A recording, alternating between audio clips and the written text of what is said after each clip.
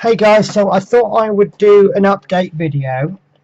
I've been doing a load of little changes and I'm almost ready to do a final version. So I think the easiest thing to do is to go through all the little changes I've made and go through every screen.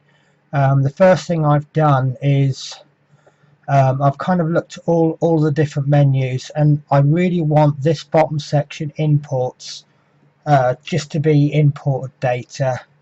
The inputs just literally to be things that you input to help enhance the information, and then the info, I don't really want any inputs at all. I want once you start getting people to put information in, it's very easy for them, if they don't know 100% what they're doing, to overwrite calculations, and then things stop working. And then obviously you've got the main page. So there's no changes really to the imports. The changes I'm going to make is I'm going to represent the buttons slightly better. You'll notice that I've removed the top ribbon to give me more room. So hopefully I'll get a little bit more consistency with the buttons. One of the problems I've got is, like, on this screen the button's over here for menu, and then on this screen the menu's up here, and then on this one the menus buttons over here. I want to try and get some consistency, so the button to take you back to the menu is always roughly in the same place. The inputs, I've got some changes to make to this. You see here I've got the gain. I mean, I still need to tidy it up slightly, but the gain, I need to change that. I'm bringing in club facilities. So you can input what facilities your club has. I've already begun on the staff pages. So for example, this chappy here, he's training in stamina. So based on the staff that you have and your club facilities, it will be able to automatically adjust that, so that instead of getting 16 points he might get 32 points a season, because obviously staff will make him train quicker and give him more skill rises. Club facilities will do that as well. So instead of training at 13.4, he could train at, I think it's 25.6, if your facilities are right. Obviously you get to a point where your facilities, it might train, I can't remember the exact order that they go in, but you might get to yourself a situation where you train strength at 2 sessions faster and 2 points faster, but tactics might only be 1, and then stamina might be lower because your staff facilities aren't so good, etc, etc. So that's the next big project that I'm working on.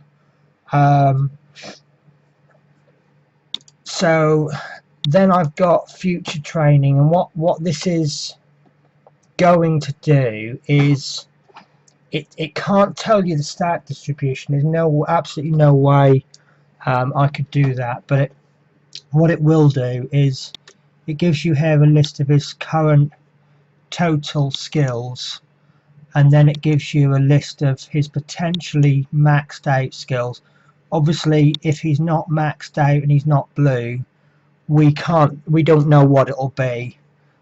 So the system will assume it's 99, and then if you put the 0.5 in, it'll just add 15 to the current skill, even if you know that it's going to be, you know, if it goes blue and then you add 10 skill points, you know you're only going to get 5, but the system will still add 15 until you actually max it out altogether.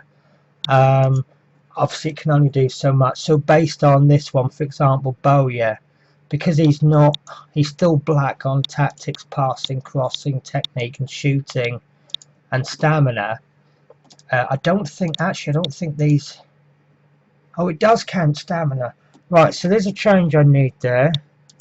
Yeah, whoops. So it basically works out his potential, and his current. So this guy is 54% towards his potential.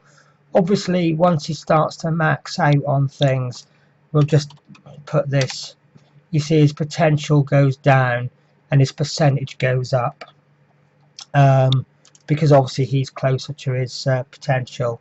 You've got his growth here, which will adjust according to the club facilities and staff, and then based on that figure there, this is a list of his total stats for the season, which actually is incorrect. I thought it was low, because this one he's only added 1 point. He should be, basically what he should be doing is, he's 20 years old now, so he should add 16 to which will be proportional to the season. So if, for example, we're on day 32, his growth is only actually 8 for this season, so it needs to add a proportional pro rata growth to take him to the next age, which is 21. So because we're very close to the end of the season, that looks about right. 2 points looks roughly right. Then it wants to add 16 per season, which can obviously be adjusted.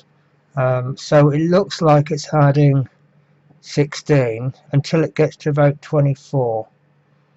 So that needs looking at. But yeah, the idea there is it's so you can say when this player reaches 25, he'll have that many points.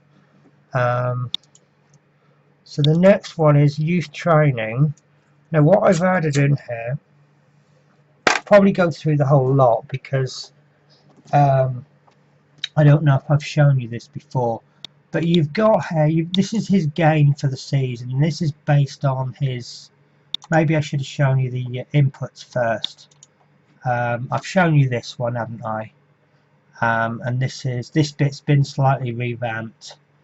I've just made it a little bit simpler. When I was explaining on the video how to do the next match and the last match update, I was confusing myself. So if I was getting confused myself, then someone who hasn't written the program would probably get very confused. So I just simplified it a little bit, and I've just made it so that this bit we can ignore the little green blob, but this is the current week, and this is the next game. So what I now do is when I have when the match has been played, I fill all selection into this one, and then I move it across. And then what I try to do is, if there's no match being played, I only move it across once the day has actually moved across. So in actual fact, this green blob is telling me stop, don't move it across anymore. So we've got the amount of gain there, we've got the gain there. Now I've moved the gain across because I found this screen, although this is an input screen, and you see I want people to input on the screen, there are calculations that need to be made just to assist you. So here we've got, rather than putting all the inputs here and then flicking back to the training screen just to find out what the recommended training is, I thought that was too much, so I felt it necessary to bring that recommended training into the inputs. So when I'm updating my training, I can put me 1s and 0.5s in there. So what I've done is I put a big old black solid line there. Anything to the left of the solid line you can input. So every single one here, possibly with the even this one,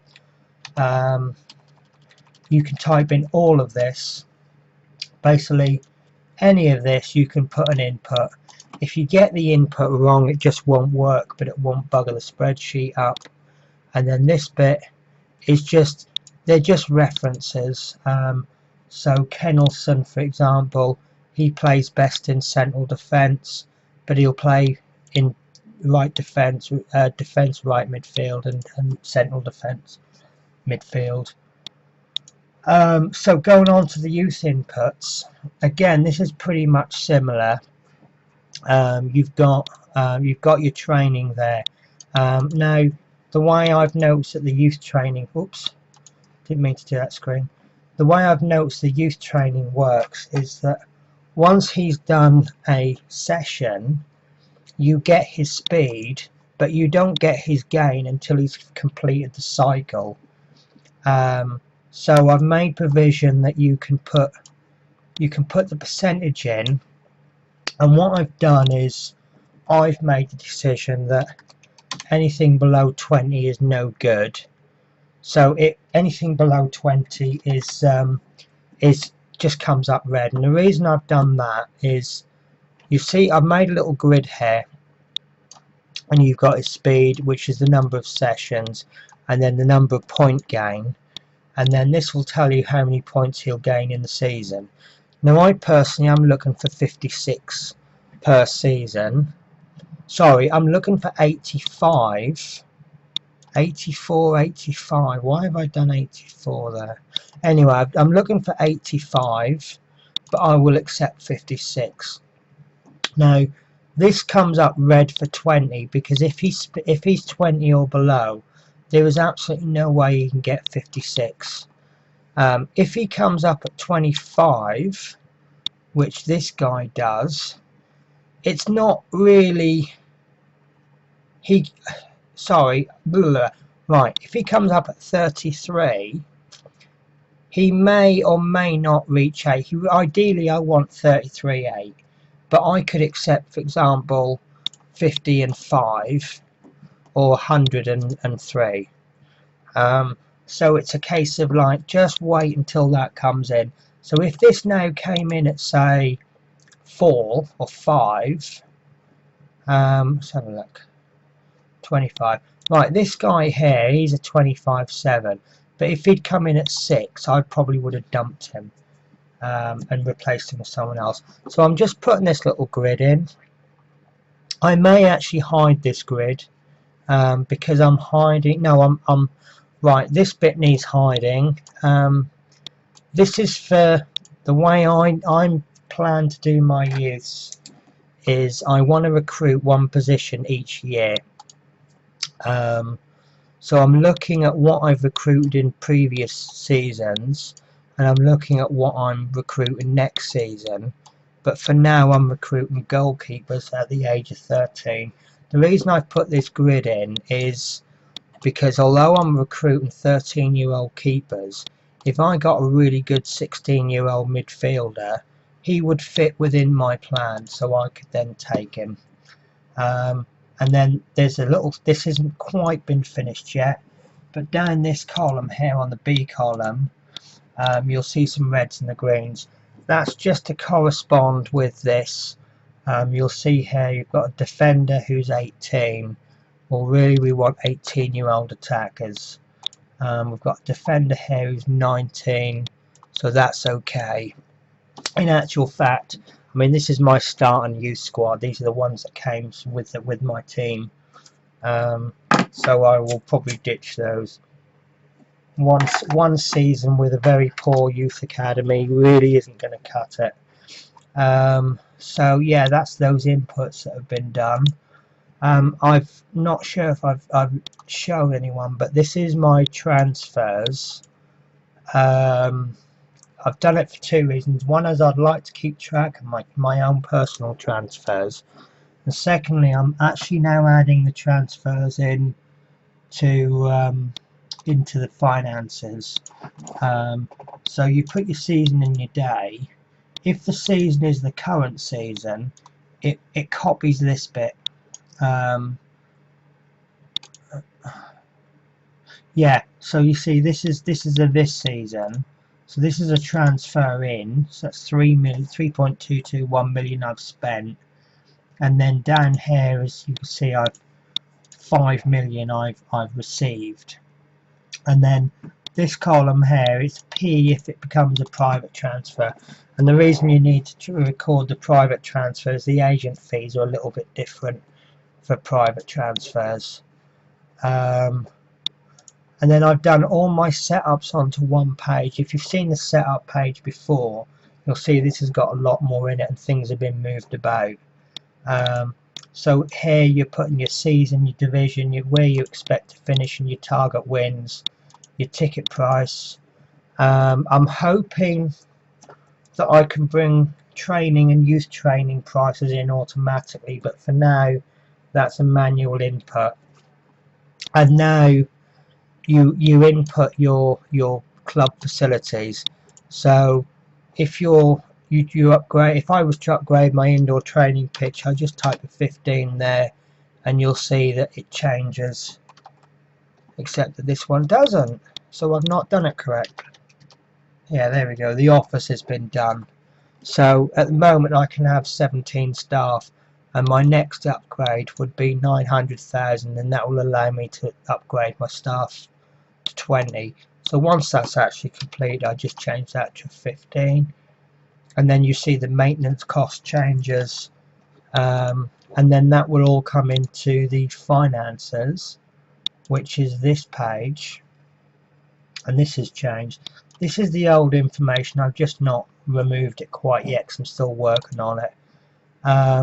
So what I've done is my transfers out have come in automatically, my transfers in have come in automatically, agent fees are worked out for me, player wages are based on, that's done automatic. Well, all of these are done automatically, and match winnings is calculated based on the target number of wins. Ticket sales are based on your average attendance for this season. So really this is quite a flexible finance chart, because it just calculates the now. For example, if you got 10,000 attendance at a ticket price of 8, and then you changed your ticket price to 9, and then got 11,000 because perhaps that's the maximum of your stadium, then obviously that's your income is going to be based on your average attendance and every single game getting 9 ticket price. So it's going to be out, but it's just designed as a rough working. So you can see here that my club's made 67 million. This is because I've sold 84 million and bought 7 million. What it doesn't take into account, which you can add in if you want, it doesn't take into account private funding, where you obviously buy credits. What I've also added in is I've squad value, which is, I've added this whole thing. This brings in your current squad based on your transfers. It tells you how much it cost, and if they don't appear on your transfer list, it just pops a 0 in. So these players with zeros, they're actually the players that I've inherited when I took the team over.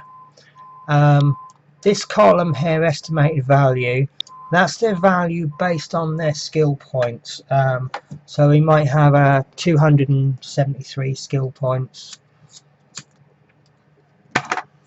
And then the last column is the estimated profit, which is if you sold him at his estimated value, how much profit has been made. So even though the player might be not for sale, it still brings the value in. And then I brought the squad value, and then I brought the sale. So if you sold all of those at that price there, that's how much profit's to be made, and then that gives you a club value.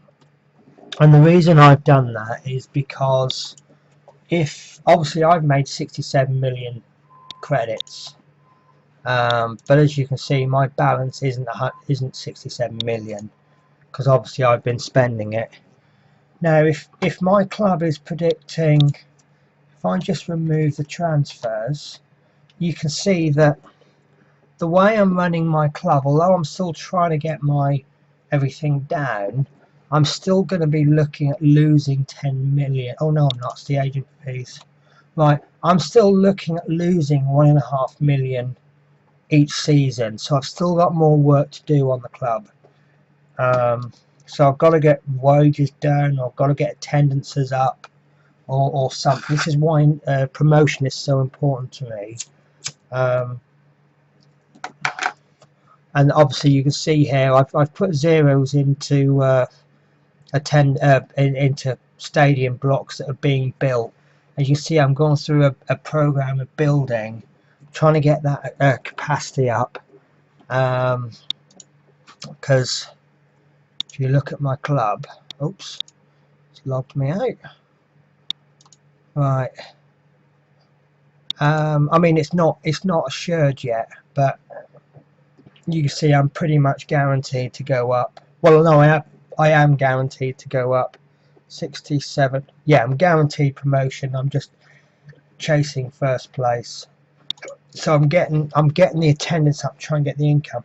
Anyway, I digress. What it does is you can see that right, if I hadn't sold anybody this season or bought anyone, I'm still running at a 1.5 million loss. But I'm kind of looking at my club and going, okay, fine, all isn't lost, because if I sold all of my players, I would still have 79 million credits. So don't need to chuck the dummy out of the pram yet and quit. So what else have we got? I think everything else I've shown you. We've got the scout. So this is a player that I'm looking at the moment. And I'm doing a comparison. This is where I think he'll slot into the team. I'm actually losing a player through retirement at the end of the season, so I'm looking at his potential replacement. So this is just an aid for me, and I'm really not sure he's ready yet, because my current player seems to be better in all departments. So yeah, that's essentially it. This is I've still got to work on the opponent screen, but what I have done is I've done all the screens. Oh, and I didn't show you the staff yet, have I? This is right. I've separated each staff member into what he is. So you've got goalkeeper, coach, defence, and then it tells you the combined wage, and then obviously it'll add all of those up. And then it's got his effectiveness, and this effectiveness is based on it's based on their training. So you can see I've got skilled 19 goalkeeper coach, and he's got an effectiveness of 19, because as you can see from my training, none of my goalkeepers are actually training in goalkeeper skills. I've got one there, he's 34, so I've decided not to train him anymore, and I've got one who's being trained in stamina, because you can see he really does need stamina. So it gets the information from the training screen. So you see there that whatever the recommended training, sorry, it doesn't get it from the recommended. Well, it does, because obviously it recommends the training, but if you decide to override the training and say we'll train him in handling, what that now does, do you know what, that was the wrong one to train, because right, so let's look at if we've got a goal, right, there we go. So we've got a midfielder who's being trained in stamina. So at the moment the midfield coach has a effectiveness of 8. If I was to change his training to passing, for example, you see it goes down to 6.7, because obviously passing is a skill that's taught by the creative coach. If I put that back to default of stamina, it goes back to 8. So it just gives you a little look. What I'll also build in is it'll count the number of staff and probably display it somewhere around here. And then based on your club facilities here, no, not here,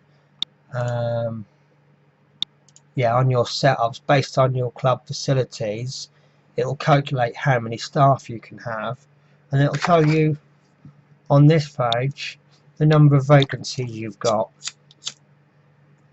So perhaps if you look at this vacancy list becoming very low, you could look at upgrading facilities so you get more staff. Alternatively, perhaps I could put it onto the main page, but I really don't know where. So yeah, onto the main page. I've tidied up the, I've put the little borders in, I've changed the colours, I've put the statuses in, I've just been updating the colours. You see there I've got a player who's injured, and I've added this in. Now this is this ranks your team in order of what I feel makes an ideal captain. And what I've done is I've done 3 times the age. Let me have a look. It says it in the manual. Let me have a look. Selection. I can't remember where to find it now. Player roles, right. Aside from the captain, I did see it somewhere. I think the captain it's based on, it's 3 times his age plus experience plus intelligence and determination, I think, and then divide the whole lot by 4. And then what I do is I do a rating. So with all that in mind, Bednar's comes out as the best, because obviously his experience is 99, he's 29, which holds a lot more weight than 28. His intelligence and determination are quite high. And then the next one is direct free kicks. Now the skills, I did make a forum post about this. Player roles. Right. So the direct free kicks is the average of his technique, shooting and set plays. And then the corners is average of his crossing, passing and set plays. There we go. Look, the captain is 3 times his age, his intelligence, determination and experience. And then the penalties, I've just put set play, the average of his set plays and shooting. And then I've highlighted the top 5, but for the penalties I've highlighted the top 11. The reason for that is I probably don't need to tell you, but when it comes to selecting the roles, it selects 5, but the penalty takers, it selects 11. So the skill, what I've done with skill is the system has a figure. There we go, and it's based on the standard that you should be playing for that division. And I was chatting with someone, and I may need to change these figures, and the figure we've gone for is a Division 6 team. You should be looking at players of 55 or above as the rate, overall rating. And when I say overall rating, I'm talking about the rating that I've created, not the actual rating that they give you. Yeah, that they give you on the I'm losing my words today, I'm so sorry. So when they say rating, I'm not talking about this rating there. I'm talking about the rating that we've created based on the important stats. So for a Division 5 player, which I'm in Division 5, I'm looking for standard of 60. Now I'll show you this. Just watch this and just try and remember. If he's 60, then he'll be white, and then as his skill is better, he'll go darker and darker. So if I change that to 99, you see he's gone really big, really green. And then going down from 60, it gets redder and redder. So if I change that to a 1, you see that really comes up. So if you're seeing a subtle green or a subtle red, it's telling you that he's roughly about that skill. Now keep an eye on some of these, because I'm going to change the division just to show you what happens. So you see most of these are very subtle green, most of these are subtle red. And then, so when I go into the setups, obviously next season I'm going to be promoted and I'm going to go into Division 4. And you see that changes to 65. If I was in Division 1, I'm looking for about 80s. But I'm just going to put Division 4. And then now you can see that a lot of them have changed to subtle red. I've still got a green there, because it's now changed the white skill to 65. If I got put in Division 1 with that team, you can see they've come out they're all really red. So that's telling me that I probably wouldn't have a hope in hell of survival in Division 1 unless there was some circumstances. Likewise, if I went into 6A, there you go, lots of green. I'm probably going to do well. I know I'll do all right in Division 6. Now obviously that's, so I'm just going to put it back to, I can't remember what, I always get muddled up between 5A and 5B. There we go, 5B. So now obviously if someone was to go in Division 6 and buy up all the 80 skill players, you ain't going to win the league. Likewise, if there's a lot of CPU players in the league, you're going to do a lot better. I've got a team, let me just show you this. This is my World 6 team, and as you can see, I'll arrange these in order of skill. It's not a pretty spectacular team, yet I'm top of division. I'm second in Division 3. But look, I'm the only. I mean, I took this over during the season. Where am I? Yeah, day 13, I took this team over, and I think I was around about 8 or 9. And I took this team over because they had 10,000 capacity stadium. Obviously, this team was just beating everybody, but I beat them. So it was the last game. So you know, obviously, I'm going into League 2 next season with 2 games to go.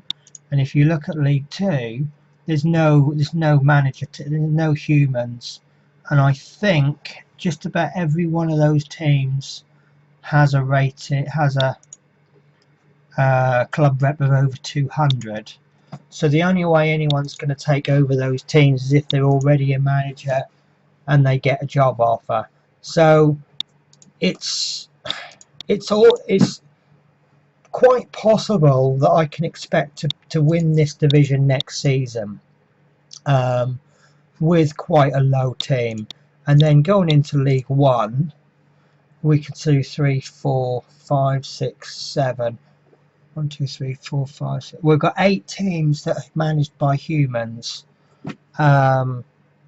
So when I get to League One in 2 seasons time, I should probably make it into the top 9, which means if I can just sneak the odd extra unexpected win, I could quite realistically finish in the top 8, which is the Interregional Trophy Cup competition thing, second one. So this isn't, this isn't to tell you it's where you're going to finish. It's just telling you, if everyone in Division 1 had 80 plus rated players, and everyone in Division 2 had 72, 75 rated players, and 70 in Division 3, and so on, then it's telling you your rough standard. So it's just a guide that I think I'm looking at to run my team properly. So this line is, I think I've told you this.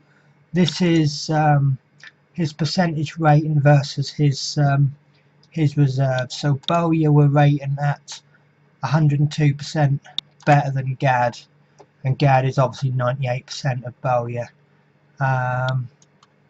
These bits I've explained. This is his matches that he's expecting and played.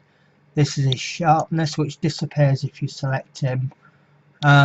This is his attitude, stamina gain, stamina loss, stats, training.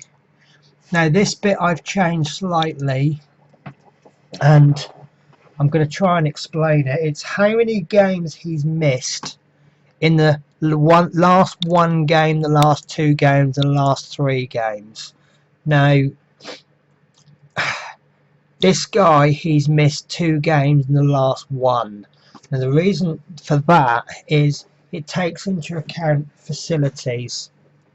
When you're selecting your subs or your team, quite often, more often than not, I select my subs based on sharpness. So I'm looking for players who have missed the most games. But because my facilities are level 9, I think it is, then I get a bonus for the sharpness. So to be sharp, instead of playing 2 games in 4, I now only need to play 2 games in 6, and that's days. So this is telling me, let me just remove that. Right, so I select my team.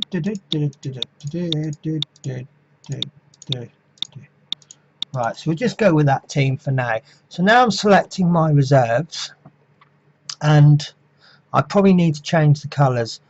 Now first, the player who's most desperately in need of a game is this chappy here, and I've highlighted him.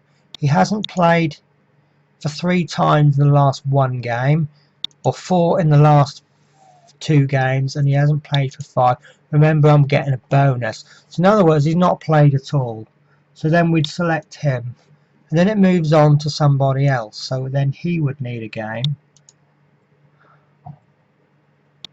and then he would need a game, and I need. Right, now I've worked out that if you select a team in this way, and you played every single week, week in, week out, and your first team had 99 stamina, so they wouldn't lose any energy.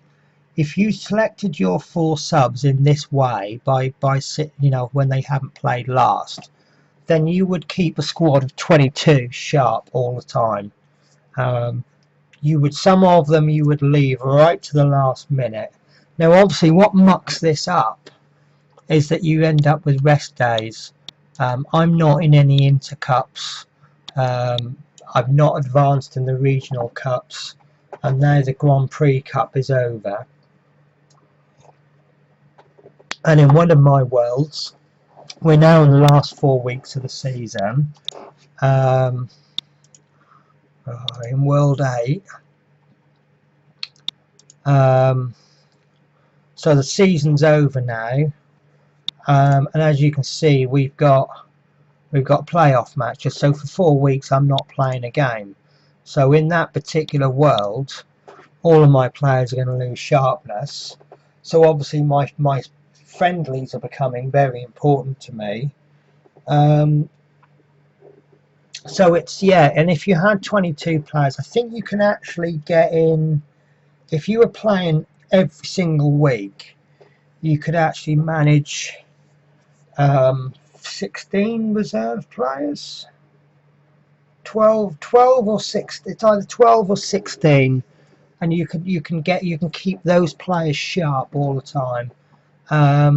If you're actually changing your squad, excuse me, I'm sorry, if you're chopping and changing your squad, you see here, obviously not all my players have got a good stamina. So in the case of my goalkeeper, he's probably going to play 3 games and then have a rest, and then play 2 and have a rest, and play 3 and have a rest. So that would keep Gad's sharpness up, because he's just naturally getting tired. So perhaps I might play one keeper 1 week, the next keeper the next. So I know that's an extra sub I can bring on, because obviously if a player's sharpness is if he's sharp, and I know he's playing in the next game, then I don't need to bring him on as a sub, because I know he'll come on the game after. So yeah, it's just designed just to try and help you manage your team's sharpness. I mean, I'd be interested in knowing how you manage your sharpness. Do you just look for players that are almost sharp and stick them on the bench? Are you planning ahead? Are you saying he's played last game, so I'm not, or he hasn't played the last game, so I want to play him this one? So yeah, another thing I'm working on is I wanted to suggest tactics to you. Now, one of the tactics that you can have is final third delivery. You get mixed feet, air, or through ball. And obviously they all use different skills, which this is in the manual. Team tactics. Right, final third delivery. So if you're playing to feet, the key skills are technique and shooting. If you're playing, and I like to play through balls, so I need slightly higher speed and shooting. So what this is doing is it takes the average of the relevant skill just for your attackers, and just gives you an average. So the highest average I've got is air. So really perhaps I should be playing in the air. But I actually want to play through balls. So that's what I'm playing. This one is telling you whether you're stronger in defense, midfield, attack. And this one is telling you if you're stronger on the left, right, or the centre. So this could perhaps help you decide where are we? Your pass direction. So if you're finding, at the moment I'm playing down the centre because I think I'm slightly stronger down the centre, but I'm also playing down the centre because on my next opponent, he's playing his last tactic. He played down the wings. Now I don't know if he plays down the wings because that's just what he does, or if because his team is stronger down the wings. But if he's selecting wings because that's where he feels he's stronger, then that means he feels he's weaker in the centre. So that's another reason for me to play down the centre. So yeah, guys, that's it. This has probably gone on a little bit. I've booked. Normally I work Saturdays, but I'm off this Saturday and I'm off next Saturday as well. However, I'm working slightly longer during the week because I'm now doing school runs. So instead of getting home at 2, I'm now getting home about 5:30, which means obviously less programming time. But I'm trying to get. I don't want to. Once I've finished all of these screens, I then want to just copy them and duplicate them for the next 3 worlds. once I've duplicated them, once I actually make, oh, another thing I've done, sorry, I forgot to say, in World 8, obviously it's coming to the end of the season, which means games beyond day 64 is coming onto the end here. Now obviously when you have day 1, 2, whatever, it brings your fixtures in, your friendly fixtures. So one slight change I've made, when you input your fixtures, you'll see there what I've done. Let me have a look. Fixtures. Right, when you bring, well, on another video I've said bring your fixtures in from there. Don't bring your fixtures in from there. The reason for that is because this pulls in the day number. When you get to the end of the season 64, it'll go to day 1, and then what it's going to do is going to look on the lookup table, and it's going to find this friendly here, which of course is a past friendly. So what I've programmed it to do is, instead of starting from the top of the fixture list, it starts from week 5 and then looks down. So when it gets to day 1, let me just pull that fixture list in again. You can see there that you've got the week numbers here, and it uses that as a lookup table. So it says, right, it's week 47.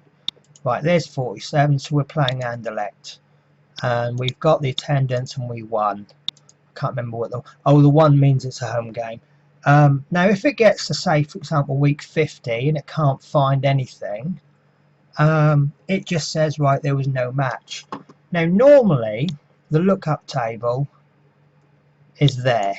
It looks in that range there, and then it just finds the first result it comes to.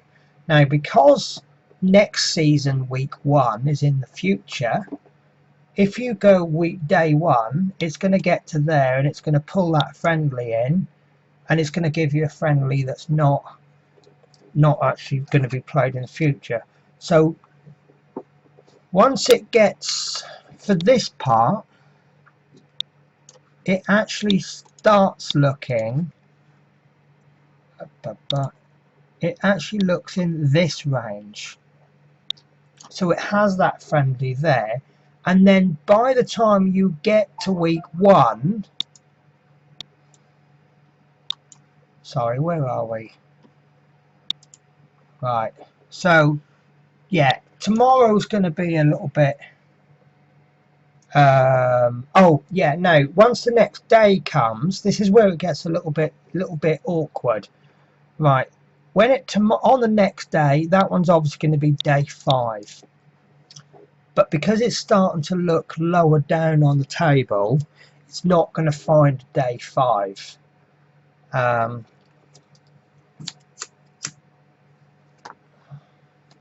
I don't think so. It's going to go, oh, no result, no match.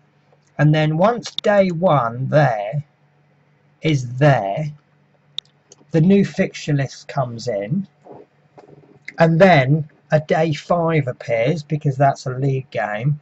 So suddenly it will, I think I've done that right. Yeah, it's basically, I'm still working on it, but basically it's saying day 4 there. So it's looked at the new friendly, not the old. So let me just show you. Right, so day 4 friendly, I'm playing against Calais. You can see there it is. But on day 4 of this current season, I played Leicester. So it's brought in, that's basically tomorrow, or well, after midnight, obviously this is going to switch over to day 5, as if it hasn't already.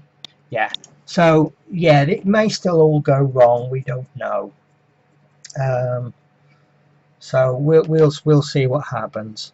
So I'll leave the video at that, because I think that's probably gone on for a while now. and I'll keep little updates, and then I think I'm within about 2 weeks of releasing this. And then what I'll probably do is I might make a post on the forum, maybe for, I don't know whether to go into the main forum or World 8 forum.